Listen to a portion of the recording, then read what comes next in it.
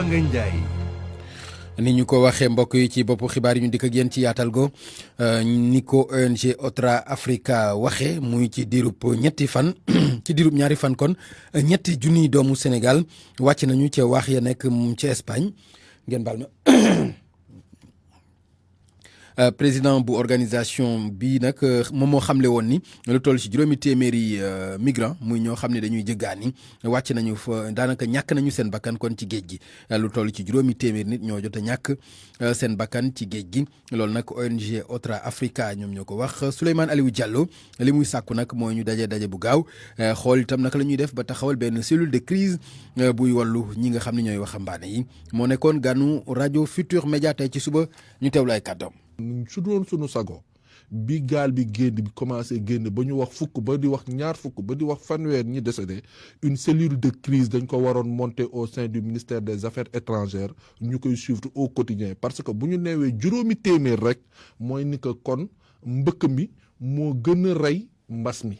parce que seen si lim la ñu wax on parle de 500 donc suñu xoolee le nombre de décédés de la Covid-19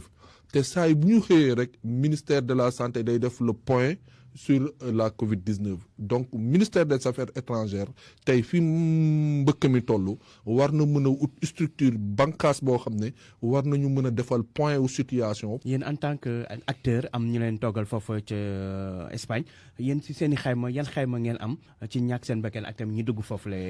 jamono ji. ba démb si guddi. je sais que Espagne jàpp na ni fu mu toll nii y a presque plus de 16 000 émigrés yu si dugg. ci biir 16 000 émigrés yooyu ñoom ñu ngi wax ni que 3 000 yi sénégalais lañu. par rapport nag ak décès yi nekk biir géej. ban bànqaas ak ban kuréel ci Espagne moo wax loolu.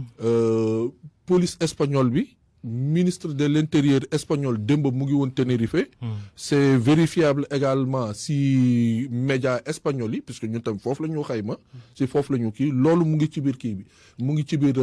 média yi et que boo doon xoolee information yi ba démb daal en tout cas ñoom il estimait 16 000 émigrés. ci wàllu woowu la ñuy des ba tey ndax immigration bi ca Ndar itam am nañ ci daanaka seen wàll li ci gën a metti sax du mbëkk wutali géej gi waaye mbëkk di wëlbatiku war a dugg ci sa njaboot loolu itam lu metti la ndax ñàkk ay koppar ak naka ngay delloo ci mbokk yi loolu nag tax na ba ñi nga xam ni ki nga xam ni mooy suñu reporter sax dajal nañu ak yenn njaboot foofa ca Ndar gis ni daal war nañoo def benn justice sociale xool naka la ñuy jàppalee ñi nga xam ni ñoo demoon te mujj ñoo yegg te war a dellu si waat Mohamed Nabi Silla. tukkib mbëkk mi lee tax ndaw yu bare miraas seen bopp wala bokk seeni waajur jël koppar gi jox ko ay convoyeur ngir dem ca réew tugal yi mu bokk ci ñu amoon ay matériel de musique tey ji amatuñu lu ñu sax animé ay ngénte wala bokk ay xew ñenn ñi joxañ baaraam convoyeur yi leen encaissé te sax duñu capitaine gaal gi tàkk ñenn ñi sóobu am naa si sama xarit bu si nekkoon dafa sóobu ñu daw bàyyi machine ba mu tàkk dem si essence ba xam nga loolu ñaata nit lañu de loolu jaaduwul te yow nga ni yow mën nga yóbbu gaal loolu rafetul ñu contrôler ñiy yóbbu gaal yi lu ni mel siiw lool ci jamono joo xam ni Djib Mbodj mi nga xam le ni miraas sa bopp ñu delloo la nga toog ci dëkk boo xam ni liggéey amu fii Sénégal metti na metti goo xam ni man maa ngi nii bi ma ñëwee ba léegi si tool yi laa nekk di góorgóorlu ba léegi amaguma moyen mais maa ngi góorgóorlu tey du ma ni keneen ñëwal si tool wala keneen defal lii comme dem la ñu yaakaar foofu la ñu yaakaar ndax fii metti na du samay cër lu dul nanu moytu ndax géej gi wóorul loolu laa mën a wax ndax liggéey boobu sax nekk jafe-jafe ba tax na kilifa yi war ci def ay jéego te bàyyi naxante ak ndaw yi nga xamee ni gisatuñu seen bopp ci li nguur ngi di def suñu état bii la suñu njiit yi ñu jiite vraiment fii daal jiite bi jaarul yoon 35 ans yi jeunes yi jeunesse bi am 35 ans 36 ans vraiment bu ñu gisee lii léegi amatuñu confiance fii dañuy jël gaal foo ko état fi jël si ay responsable yoo xam ne yow compétence yu ànd ak sincérité dañu bàyyi wax ju bari jën yi ndax wax ji bu ñu doon peese wax ak jëf kenn waxatu ko kon wax naaw na. ay programme yu dëgër ci wàllub xëy doon lu ñu war a taxawal yenn ci ndaw yi nga xamee ni sax dañ demoon ci mbëkk mi te jotuñu egg ñu ci bare dañu toxu wut weneen i dëkk dem seeni mbokk ba mbir mi sedd ñu mën a dellu si ci dëkk bi RFM ci Ndar Géej Mohamed Nabi Sila. bu ñu jógee Ndar Géej ba romb Louga dañuy yem ca Ngaye Mékhé foofa ca département bu Tivaouane commune la boo xam ni ñoom itam loru nañu ci li nga xam ni mooy wàllu mbëkk mi loolu nag ñi ci gën a dem bokk na ci ñi di wuude ya fa nekk ak ñenn ci xale yi jàng loolu nag tax na ba maire ba di addu jëmale ci ñi nga xam ne ñooy jàngalekat yi ñu gën a ñaax ndaw ñi ci ñu toog foofee ca Ngaye ndax ëllëg mën nañ ca am lu leen amal njëriñ Cheikh Anta Diop lañ ciy àndal. fexe nag ba élèves yi ak artisans yi nga xamante ne nag jamono yi nag dañu dëddu l'école yi fii ci Ngaye Mékhé di jël gaalu looce yi di dem bitim réew loolee la ñu bëgg mu dakk meeram Ngaye daje woon ak jàngalekat yi doo leen gën a ñaax ngir ñi gën a dàbbali taxawu njàng mi ndax élèves yi mën a toog fii jàng man fee tekki Maguette Wade di meeram Ngaye Mékhé. En commençant par l'inspection, les directeurs d'école, les enseignants, les parents d'élèves, nous souhaitons. di ko doore ci inspection bi ci wàllu njàng mi parents d'élèves yi jàngalekat yi ak askan wi nekk ci quartier yi ñoom ñëpp nañu sensibiliser ndongo yi nañu toog ci l'école yi jàng ndax xale moom mooy mujj doon mag te mën nañoo toog fii jàng am seen i jaase tekki ëllëg moo gën ñuy yëg ci gaal yi di dem bitim réew di fa ñàkk seen bakkan. Que ces enfants. moom sax ci jëmmi boppam nee na jamono yi lu jëm ci wàllu koom fës na fi lool fii ci Ngaye Mékhé artisanat bi daanaka mën naa dundal ndaw ñi liñ ci war a def rek moom mooy nguur gi jàppale artisanat bi gën a suqaliku ndaw ñi mën fee toog. Aujourd'hui Mékhé est très connu en tant que centre commercial et capitale de l'artisanat du Sénégal, c'est bien, mais je peux vous affirmer que Ngaye Mékhé est encore connu. meeram Ngaye Mékhé nag jël lu toll ci fukki millions ak ñaar jagleel ko nag jàngalekat yi lu jëm ci wàllu fourniture scolaire yi ñu mën koo tas ci école yi nekk ci Ngaye Mékhé gi yépp. RFM Thiès, Cheikh Anta Diop. pour man RFM mooy rajo bi gën a jege askan wi. RFM rajo bi jaamu seen soxla. ca Fatick la ñu jëm foofu nag accident yi am ci tali yi bari na lool ndax ci diirub ñeenti weer mën nañoo wax ni lu toll ci ñeenti téeméer ak ñaar fukk ci ay accident am na fa alors nag sapeur pompier yi ñoom ñoo ko xamle ci ndaje mu ñu doon amal ngir saytu nag kaaraangeeg tali bi foofee ca Fatick li ñu bëgg nag mooy ñu gën leen cee jàppale ba national 1 bi mën a gën a af bu ko defee accident yi mën a wàññeeku Aminata Goudiaby. bilan bu métti bi nag ñi ngi ko doon wax gannaaw ba nga xamee ni dañu doon amal benn réunion boo xam ni dañ ko jagleel ni ñuy tënkee benn document bu jëm ci wàllu sécurité nationale loolu nag ñi ko doon organiser fii ci Fatick nag ñoom ñooy waa centre des hautes études de défense et de sécurité ci ay xayma nag nee ñu ci ñeenti weer yu mujj yi fii ci Fatick compté nañ fi 420 accidents de la circulation accident yooyu sax nee ñu fanweeri nit ñàkk nañ ci seen ay bakkan mu am itam daanaka lu ëpp junni ñoo xam ni am nañ ci ay gaañu gaañu te nee ñu nag lu ëpp ci accident yooyu mi ngi amee ci zone yi nga xam ni fa la centre d'incendie et de secours bu Fatick di intervenir ndaxte nee ñu nemmeeku nañ fa 248 accidents 32e compagnie des sapeurs pompiers bu Fatick nag ñuy wax ne moom moo ëmb centre d'incendie et de secours yu Fatick Gossas Fimela Foundiougne ak Toubacouta ñeenti weer yi nag nee ñu élément sapeur pompier yooyu daanaka tooguñu benn yoon noppalu bilan bu métti bi nag buñ sukkandikoo ci nit ñu bëri nee ñu dafay wane ni rek sécurité routière bi war nañ koo gën a xoolaat ci biir région bu Fatick te loolu nag ngir mu am faaw ñu defar ay ralentisseur ci yenn partie yi nekkee ci route nationale bi nee ñu itam laajaat na ñu gën a former yenn dawalkati oto yi ak sax dawalkati moto jakarta yi ci wàllu code de la route Aminata Goudiaby Fatick RFM. Aminata Goudiaby jërëjëf ca Bawol lañ jëm foofa ca Bambey université Alioune Diop ba fa nekk foofa nag ay jàmmaarloo yu metti ñoom ñoo fa amoon ba ñi nga xam ne ñooy étudiants yi galantali ba jàmmaarloo yu metti ba ci wàllu yu ne am ñu ci am ay gaañu gaañu ñoom ñi nga xam ne nag ñooy ndongo yi fas yéene nañoo grève bu ñuy tàmbali tey juróomi fan la jëm li ñu bëgg nag mooy nañu leen yeggaleel seen liggéeyub restaurant ba te fexe leen fa andil master boo xam ne ci wàllu développement durable lay am kenn ci ñoom am na ci lu mu dénk suñu naataango Babacar Diouf ñu déglu Abdel Ñomas Correa. dañoo commencé grève 120 heures boole ko ak ay manifestations wàcc sur la route nationale jot nañoo am ay blessés ci côté étudiants yi comme ci côté policiers yi. dañoo déposé suñu préavis de grève à la date du 25 septembre te depuis boobu ba léegi amul benn autorité boo xam ne woo nañu pour mën a satisfaire suñu point de revendication yooyu noonu. ci kaw loolu tamit commencé woon nañ def ay manifestations mais dañoo bañ ne lànk ne duñu laal li nga xam ne moo di pédagogique bi mais luñ ci seetlu mooy comme laaluñu pédagogique bi autorités yi fu laaluñu suñuy revendication ba tax tey ñu mën a changé waat stratégie bi pour ñu exiger la satisfaction ci suñuy point de revendication yooyu noonu. semaine bii ñu génn dégg nañ ministre bi def sortie ne dafa construire à l'université Alioune Diop de Bambey ñaari amphi de 200 places ñun ñuy taxaw di naan loolu amul lenn lu ci am te bu dee moom jàpp na ni am na ñu ngi koy ñaan mu ñëw ci biir université Alioune Diop de Bambey mu won ñu ñaari amphi yooyu noonu ci kaw loolu ñun dinañ teggi li nga xam ne mooy mot d'ordre bi. beneen bi mooy dafa prononcé wu ci li nga xam ne mooy master en développement durable mais luñ ci seetlu mooy amul ay information yu baax ndaxte daf ko jaawle ak li nga xam ne moo di formation santé communautaire te ñaari formation yooyu bokkul mais ci biir IFR santé et développement durable la bokk. te dañuy rafetlu tamit li nga xam ne mooy sorti waa SAES nga xam ni génn nañ pour démentir li nga xam ne ministre bi loolu la wax ci biir université Alioune Diop de Bambey. di ñaan tamit autorités yi ñu jël seen responsabilité ñu satisfaire li nga xam ne mooy point de revendication coordination bi pour que ñu mun a delluwaat ci sauver année bi. jërëjëf Babacar Diouf moom moo ñu indil kàddu yooyu tukkee ca Bambey dañuy dellu si fii ci Ndakaaru ak soxna yi dëkk ca cité Jàmmalaay ñoom ñëpp nag dañoo riiroon wutali Sen'Eau ba nekk ca Yoff li ko waral mooy ay fan a ngi nii amuñu ndox mbaa buñ koy am nu ko neex lañ leen koy séddalee loolu nag moom moo leen naxarit dañoo bëgg itam ñu am ndox ni nga xam ni noonu la gëne loolu lañ doon sàkk foofa ca Sen'Eau ba nekk ca Yoff reportage Nafissatou Silla.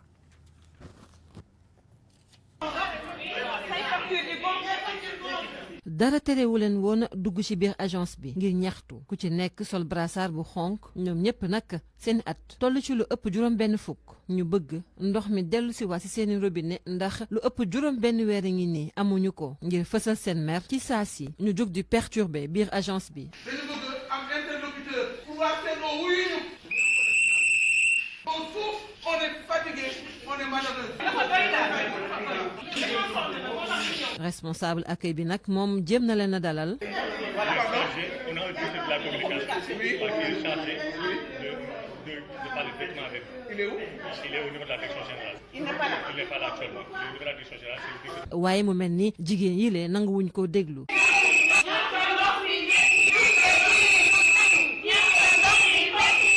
bañ ca noppee nag la ñu génn ci biti ngir wéyal seen ñaxtu jigéen yooyee dëkk ca Jàmmalaay ak ca Cité Poste ku ci nekk daal di gàddu pancarte ak di yuuxu ngir wan ni ñu meree waa Sen'Eau. Margot Gomis yor seen kàddu. contrat bi moom da koo rompre dañuy réclamer suñu droit bu ndox bi di ñëw 4 heures du matin 5 heures du matin jigéenu Jàmmalaay yeeg Cité Poste yëpp a takku am na koo xam ne da doon root di yéegal ndox mi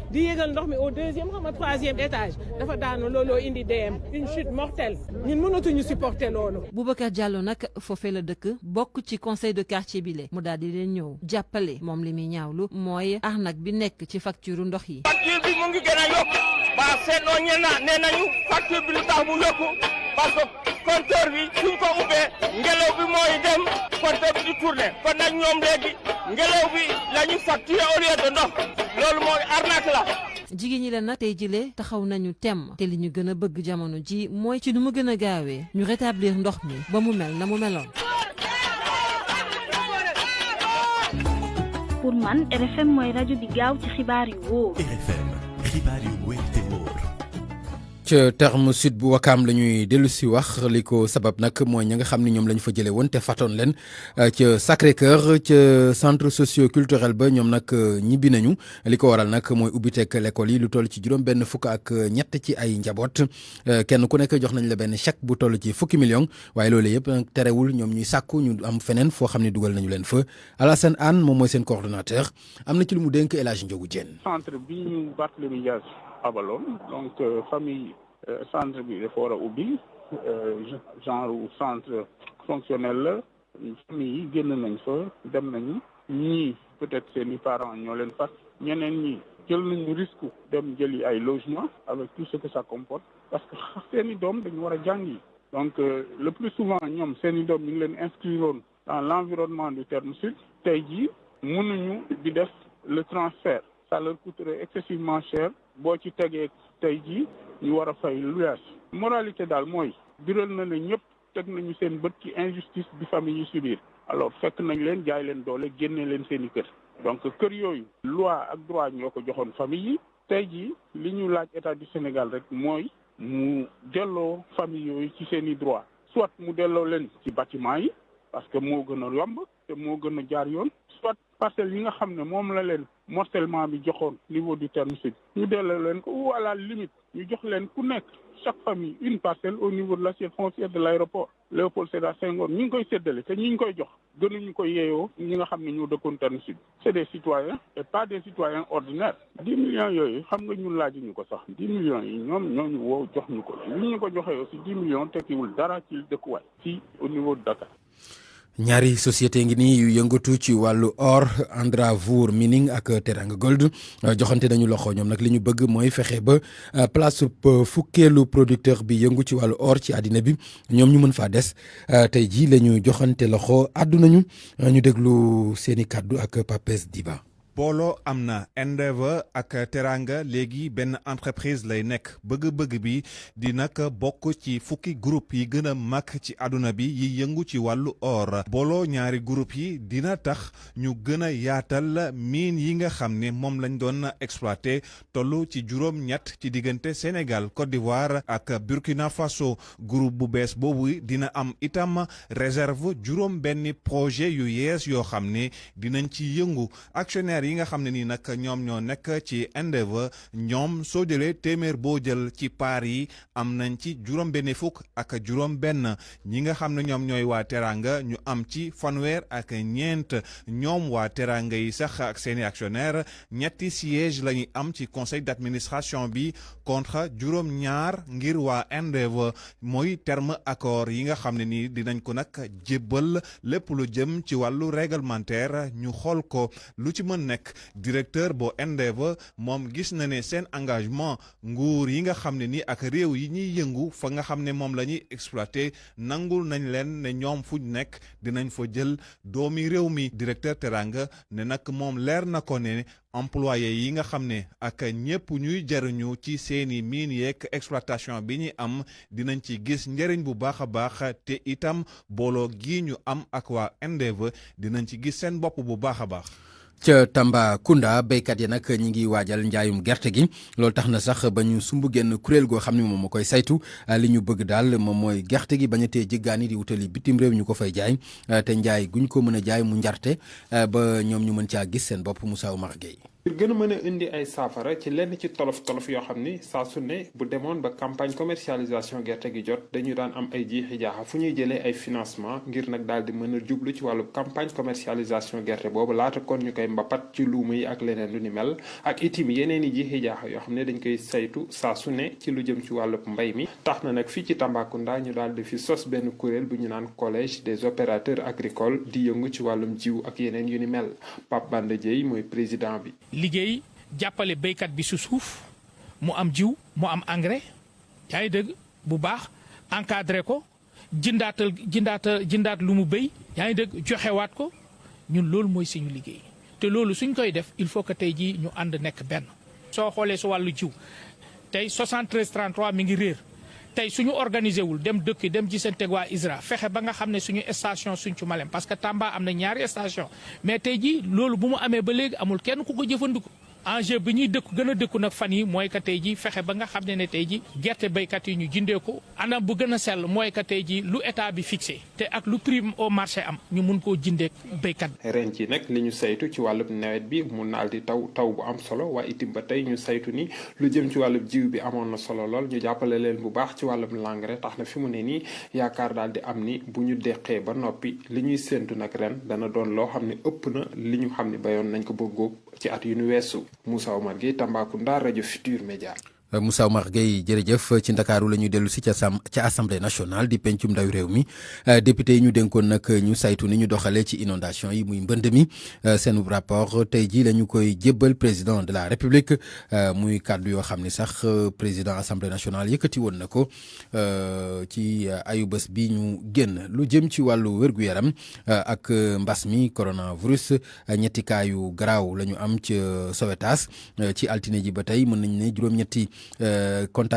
maanaam ñoo xam ne am nañ jàngoro ji ñoom la ñu ci test yi ñoom lañ ci am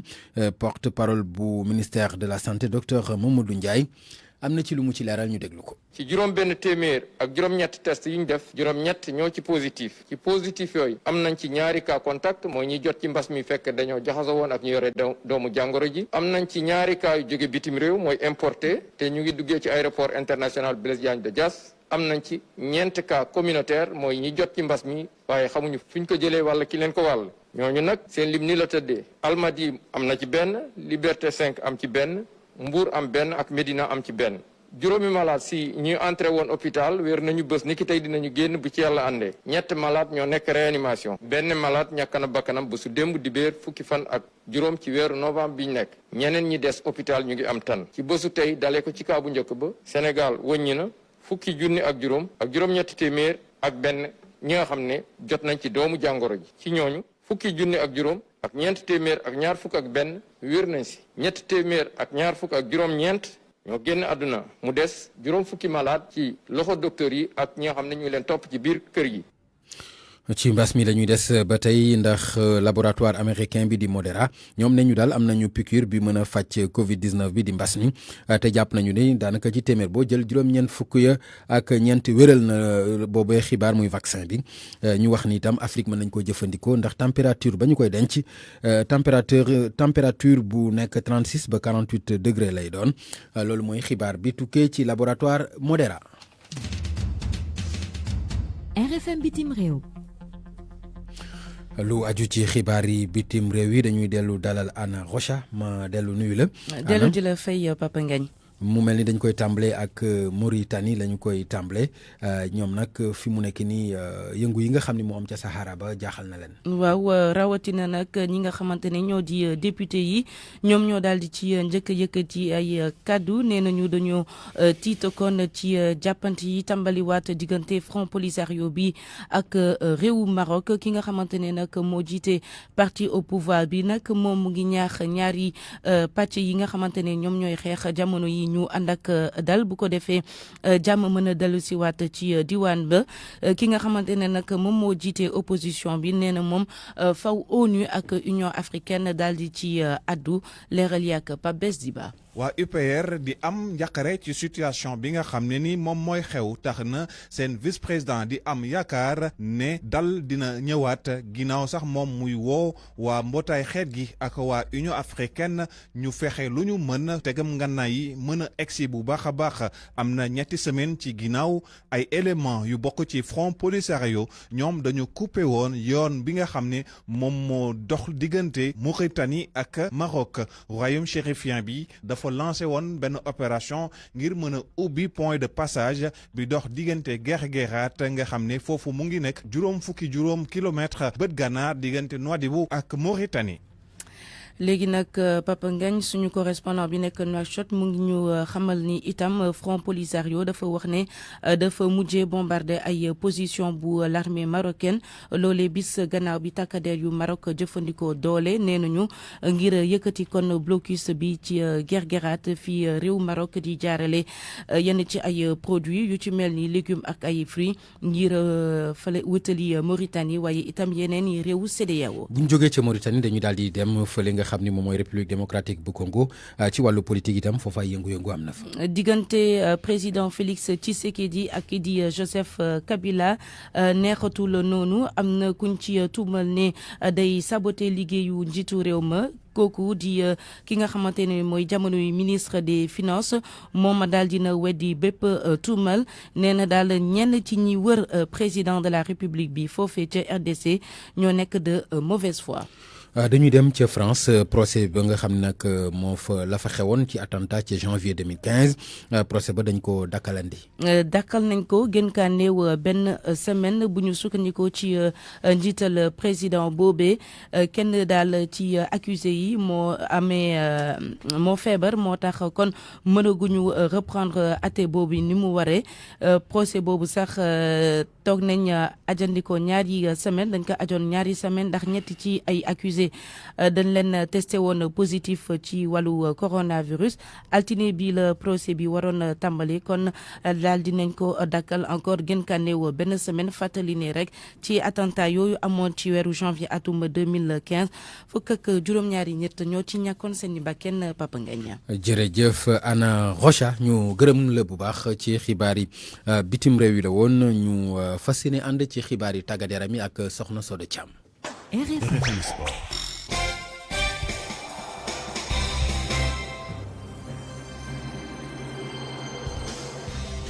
Soda maa ngi lay nuyu. maa ngi lay fay Baba Ngagne Ndiaye. dañ koy tàmbale ak wàllu football léegi leer na Augustin Senghor dafay nekk candidat ci CAF. loolee nag ngir daal di rek bokk ci élection instance continentale googu nga xamante ne ñi ngi ko jàpp fukki fan ak ñaar ci weeru mars atum 2021 fële ca Rabat niki tey jii ci suba nag le maître Augustin Senghor daal di fësal candidature am ci teewaayu Malal Junior Diagne ñu teewlu ay kaddu maître Augustin Senghor. Je vous confirme ce jour que maa ngi dëggal fii seen kanam ni sama candidature déposé naa ko fukki fan ak ñaar ci weer wi ñu ne ngir doon kuy jongante ngir war a nekk président confédération africaine bi loolu nag maa ngi ko def gannaaw si ba nu waxtaanee sunu biir ñun ñi bokk ci comité exécutif bu fédération sénégalaise bu football bi waaye itam gannaaw ba mu waxtaanee ak yenn ci ay président fédération yu ma bokkal CAF ngir nag ma daal di samp sama ndënd léegi ñu ngi des di déglu ñu war a jël dogal ba xam ndax candidature googa baax na mën naa bokk ci jongante yi am déet waaye li wéetóor mooy suñu yéene mooy fexe ba falu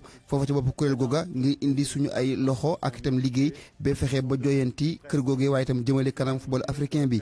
maa ngi gërëm bu baax a baax ñi nekk ci comité exécutif bi ak itam ñi nekk yeneen fédération yi nga xam ne jàppale nañ ma léegi nag liggéey bi tàmbali na il faut que ñu daal di taxaw temm ci liggéey bu tax footballu Sénégal footballu Afrique yëpp jëm ci kanam waaye itam ñu fexe ba ci àdduna bi yëpp ñu naw ñu te gën a jox cër te loolu mu ngi jaar ci ñu fexe ba falu bu ñu faloo li ñuy liggéey ak waa Afrique yëpp ñu matale ko ngir ndamu Afrique. De nombreuses fédérations sœurs du continent qui m'ont sollicité pour cette candidature. soo dee ci wàllu football la ñuy des ndax gannaaw suñu réew mooy réew bi njëkk a qualifié ci CAN 2022 bi ñu fas yéene amal ca Cameroun fi mu nekk nii nag am nañ jotu waajal CAN bi ba mën ca am ndam. waajal wàccaay gu mucc ayib sax bu ñu sukkandikoo ci ñi nga xamante ne ñoom ñoo di techniciens yi comme ni nga ko waxee nag Sénégal gannaaw ba mu daanee ñi ñuy dippee les jours tous di waa Guinée Bissau ni kii démb la daal di am ticketam gu koy yóbbu ca CAN Cameroun 2022 googu ñu teewlu ci Salif Sow. fukki poñ ak ñaar Sénégal qualifié na moom mooy équipe bu ko njëkk a def ñeent match le football gagné ñeent yëpp lii lu ko waral Tafsirou Diallo xam-xamam màcc jëm ci wàllu football moo ñu koy wax. lii lañ doon xaar li si des nag mooy fi ñu war a jëmi moom lañ war a mën a xool léegi nan lañ fa war a mën a demee ak suñ fa demee aussi lan lañ fa war a def. gaynde yi nag dese na leen yeneen ñaari match yu ñu war a mën a football loolu Aliou Cissé di entraîneur yi war na coo mën a profité xool naka lay changé 4-3-3 bi. dem si match boobu dañ si dem xool équipe bi en 4-2-3. xool équipe bi en 3-5-2 di jéem a mën a aussi léegi jaxase schéma tactique mais yem si benn schéma rek di jouer 4-3-3 yenn saa day facile pour équipe yi ñu contre la il faut ngay bett équipe yi. waxtu wi dafa jot waxtu yëkkati coupe tax Sénégal am na ay footballkat yoo xamante ni war nañ ko mën a indil moom Coupe d'Afrique des Nations bi ñaari at ci des Tassirou Diallo moo ni gisee noonu ba tey. dafa jot parce que aussi bon fi mu nekk nii suñu kii moo war a tëgg pour ñu war a mën a dem jëli ji Coupe d'Afrique bi au Cameroun. Coupe d'Afrique 2022 Cameroun lañ koy amalee Coupe d'Afrique bi weesu Sénégal final woon na Algérie moo ko dóoroon 1-0. ci wàllum éliminatoire CAN 2022 googee nañuy desandi sax ndaxte joueur yu Gabon yi nga xamante ne nag ñoom ñoo war a daje tey ci ak Gambie bu ñeenti waxtu jotee ci ngoon ñoom nag dañ leen a bloqué woon fële ci aéroport bu Banjul ci diirub juróom-benn waxtu guddik dimanche jàpp altine gi autorité gambien yi nag la ñu wax moom moo di rek joueur gabonais yooyu def ñu woon li nga xam ni moom moo di seen test yu Covid 19 te moo ni de joueurs yi xamal nañu ne def nañu seen i test am na sax diirub ñaari fan waaye nag ci information yi nu mujjee jot moom moo di que ni mujj nañu bàyyi joueur gabonais yooyu ñu daal di wutali seen hôtel niki tey ji ci suba ay boori 7h tey lu jëm ci programme bi ba tey ñeel éliminatoire CAN 2022 googee ci groupe bi Sénégal bokk di groupe I bi nag tey ji waxtu wi Eswatini mi ngi daje ak Congo ci groupe B bi nag tamit jamono ji Malawi mi ngi daje ak Burkina Faso naka noonu itam Soudan du Sud di jàkkaarloo ak Uganda ci groupe C bi moom it foofee Sao Tomé mi ngi jàkkaarloo jamono ji ak Afrique du Sud ci groupe D bi bu 16h jotee Gambie ak Gabon lay doon groupe F 16h ba tey Mozambique ak Cameroun groupe H bi jamono ji Zimbabwe mi ngay dajeek ak Algérie waaye bu 16h jotee ci la Botswana di laale ak Zambie. Soda dañuy daal di wax ci wàllu làmb ndax léegi jeex na leer na Alioune Sarr jox na lenge yi ki koy wutu. mu di Ibrahima Sène ndaje mi nag mi ngi amoon niki tey jii ca suba ca stade Léopold Sédar Senghor njiitu CNG bu yees bi nag moom xaarul sax mën nañoo wax ni ne dafa rek daal di woote réunion niki àllarba gi ñu jëm di yembok fukki fan ak juróom-ñett ci weeru novembre bu 17h jotee ca arène nationale bi kaddu ko ñaari président yooyu muy ko jug ak ko wutu di ngeen ko dégg suñu yeneen jotaayu xibaar. dañu daal di jeexale ak wàllu basket. ak ñi nga xamante ni ñoom ñoo di rek ca Rufisque benn académie boo xamante ni daal di nañ ko fay rek samp loole nag ngir daal di jàppale jeunes yi nga xam ndaw ñi nga xamante ni ñi ngi yëngatu ci wàllum sport boobee di basketball ci teewaayu maître Babacar Ndiaye di président fédération sénégalaise de basketball la woon ñu teewlu ci compte rendu Abdou Diouf Diagne. ci commune bu Rufisque Ouest ndaw ñu bëri dañuy yëngu ci wàllu basket wante ñu ëpp ci ñoom amuñu formation lu ni mel nag moo tax mairie ba daal di fay samp bërëb boo xam ne daf leen di tàggat Aliou Mar moom mooy maire bu commune bu Rufisque Ouest. ñu bëgg xale yi nga xam ne bëgg nañu basket ñu bañ leen ko xañ ndax njàng mais xale yi nga xam ne aussi ñu ngi jàng ñu bañ leen a xañ basket ñu fexe ba xale bi ñu booleel ko ci boppam njàngam basket ak njàngam école loolu mooy solo académique li nga xam ne nag fa la ñuy gën a taxaw moo dinañ leen jàngal ay langue ngir nag ñu am ndam ci projet bile faw waajur yi daal di ciy dugal seen loxo. ñu ngi ciy ñaan que xale yi li ñuy def fii mu amal leen njariñ ñu dem ba génn bitim réew ba dem defi leneen ak leneen ak leneen di gërëm également suñu internationaux yi nga xam ne ñoom seen bopp ñoom ñooy doxal lii ki ci jiiti mu di Maguette Ndoye mu ànd ci ak Coulibaly Sam ñëw fekke bi ñu koy daloo président bu fédération sénégalaise bu basket di ñaax yeneen maire yi ñu daal di roy jëf ji Babacar Ndiaye. mu nekk lu nga xam ne nii exemple la dañ ko war a sax jox yeneen communes ak yeneen collectivités locales parce que yéen ñëpp xam nañ ko léegi sport compétence décentralisée la moom bu jëlee au niveau de la mairie de Rufisque Ouest ñu créé benn académie de formation de basket ku si sant di ko si gërëm di wax yeneen maire yi ñu roy si moom. bërëbu tàggatukaayu basket boobu nga xam ne ña ngi ko samp ca quartier bii di Jokkul Njaay yéen nag dina dalal ay xale yoo xam ne seeni at ma nga doore ci fukk ak ñaar jeexee fukk ak juróom-ñett RFM Rufisque Abdou Diouf Diagne. kon Papa Ngagne li ma furuse woon ci xibaaru tàggat yaram. jërëjëf soxna Soda Thiam ñu gërëm la bu baax fas yéene ànd ak Mamadou Mouhamed Ndiaye ci yéenekaay yi. Universel Pousse ak seen savon de Marseille créole ñoo leen di may li ci yéenekaay yi. Mamadou Mohamed Ndiaye. jërë ngeen jëf mbëkk mi borom mbégte mi di sang bu tedd ba ca Touba bégul ci xewit bi ubbi l'Observateur démb ci dimanche bi yéenekaay bi nee nañu ci la Cheikh Bass Abdou Khadre mi yore kàddoom jottali waa réew mi ay kàddu yu bàyyee ko ci xalifa général des mourides Serigne Mountakha Mbacké Bassirou jëm ci li xale yi xewal mu di mbëkk gaale loo coy wutali bitim réew ne Barça wala Barsaq Serigne Bassirou Mbacké Abdou Khadre ne xalifa bi sant na ñiy jël gaale ñu bàyyi ko teg ko fi suuf ndax li ñuy def xaru la nee na ndaw ñi dellu si seenum xel dellu ca yàlla te bañ a yàkkamti baa ñuy bëgg lu suñu borom dogalul ci ñoom anki dina kay nañu lu jëm ci mbëkk mi xalifa général des mourides Serigne Mountakha Mbacké Bassirou sàkku na ci ñu koy def ñu teg ko ci suuf démb ci la ndigali jip yéenekaay bi nañu Cheikh Bass Abdou Khadre mi doon jottali ndigali xam le ne ca déclaration ba ne am na benn dëkk boo xam ne ñàkk nañu ci mbëkk mi lu mat ñaar fukki doomi aadama te ñoom ñëpp ay taalibe lañu mu di lu mitti Sud Quotidien nañu Touba sàkku nañu ci ndawi réew mi ñu dakkal gaal yi ndax loolee xaru la Vox Populi mi tuddee ndigali fatwa dolli ñu ci ne xalifa général des mourides nee na Barça wala Barsaq dafa aram ndax bëgg a dem bitim réew mu jaral a dugg ci gaal nga ne yegg baa faatu xamal ne boo ca faatoo dangaa xaru réew mi Quotidien nañu sëriñ bi wax na ne ku dem ci gaal yi ba faatu ca sawara nga jëm ndax dangaa xaru te ku xaru sawara nga jëm lu jëm ci immigration clandestine di mbëkk mi ak ni mu mel ci réew mi fan yi la Sénégal nañu moo waral xalifa général des mourides Serigne Mountakha Mbacké Bassirou yëkkati kàddoom di wax ak ñi koy def yee na leen yedd na leen xamal ne leen ba noppi digal na leen libération nañu ca Kébémer ñoo ngi jooy seen fanweeri doom ak juróom-benn yu demoon ci gaal gi seen gaal ga suux ci waxi gànnaar yi journal bi dellu siwaatit ci ndigal li bàyyee ko ci xalifa général des mourides di sàkku ci askan yu ñu dakkal mbëkk gi di immigration clandestine gi keneen ku wax ak ndawi réew mi ngir ñu dakkal mbëkk mi di immigration clandestine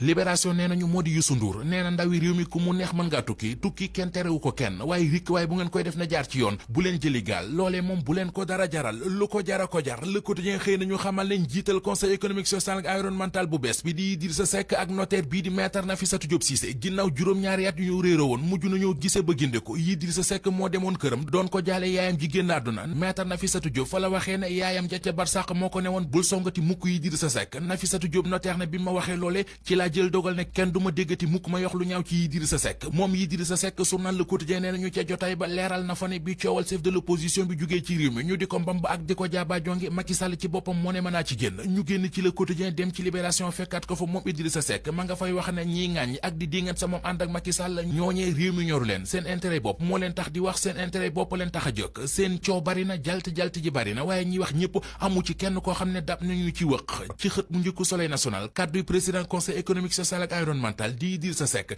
nee na fa complicité mu di neexoo gi amoon sama diggante ak Macky Sall te dakkoon ñëwaat na moom Idrissa Seck ak Macky Sall retrouvé waat nañu seen complicité ba ki mu séddul ab yóbbal moom Idrissa Seck La Tribune nee nañu moo di waa ji di Tahirou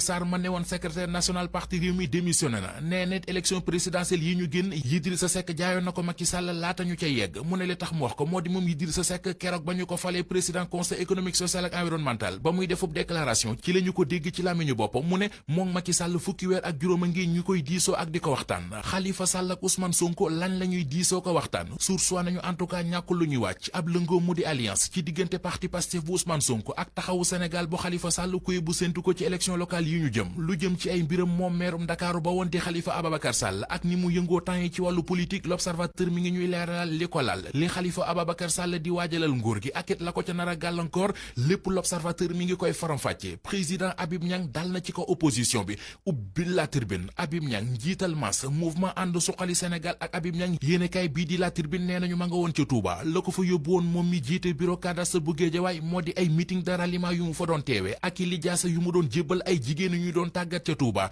am na fayit lu mat téeméeri doomi aadama yu ñu baaxee ay carnet mutuel de santé moom Habib Niang La Tribune nañu fa la xam le ne opposition amatul ci réew mi aw tur rek a fi nekk waaye opposition bi moom tas na bu yàgg nañu tase ji ci journal li quotidien waxtaane wàllu football coupe d'Afrique bi war a am ca Cameroun atum 2022 yéenekaay bi nee nañu gaynde yu Sénégal yi qualifié nañu ca démb la ñu dem Guinée Bissau dóor ko benn bal ci dara Sadio Mané moo dugal bitub Sénégal bi Vox Populi dëggal xibaar bi ci xët mu njëkk nañu Sadio Mané déposé na gaynde yi ca coupe d'Afrique Cameroun 2022 record yéenekaay nañu neexul ba neexul waaye Sadio Mané moo ay ci waa Guinée Bissau fu mu dajeek ñoom rek defal leen bagage wan na leen boppam keroog ca kees wan na leen boppam it démb ca seenum réew stade yéenekaay xëy ñu ko wan moom Sadio Mané ci xët mu njëkk ba nuppi bindal ñu ne ticket bi njëkk bi jëm ci coupe d'Afrique Cameroun 2022 Sadio Mané joxe na ko yàlla sunu borom jël na ko champion de lutte ba woon di Balla Gaye 1 sunu lamb xëy nañu ko tàggee xibaar ñu ne mbër ma woon di Balla Gaye 1 faatu na ci juróom-ñaar fukki atam ak benn ci la génnee àdduna